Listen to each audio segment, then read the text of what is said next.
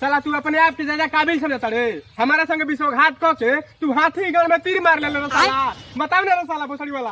अरे मर्द काहे एकरा बोलत रह यार? काहे बोलता नहीं? अरे भाई तू तो जानते बड़ा कि हम पढ़े लिखल आदमी ना हनी, हम निपड़ आदमी हनी, ना लिखे आवेला हमारा ना पढ़े आवेला। आए मर्द 5 साल हम कैसे मेहनत करनी और स्कूल के पीछे आगे गेट अगोरनी एने ओने घुमानी फिरनी, तो इतना मेहनत करनी तो कैसे एगो लवंडिया पटैनी। अब बताओ तो नया साल में ओकरा के हम गारंटी कार्ड देवे वाला रही, हमारा लिखे पढ़े अइबे ना करला। हई पढ़ल लिखल हो कहनी कि हमारा गारंटी कार्ड लिख के आ दे हम अपन माल के दे दी, तो साला हमारा गारंटी कार्ड पैसा ला अपन नंबर मोबाइल नंबर लिख के दे देले हमारा माल के। बाप रे यार, फिर से नंबर एकरा दिवा दिहल जी ओकरा के। अरे भाई नंबर के बात नहीं के साला ई ओकरा कराली मिलियो ले लो।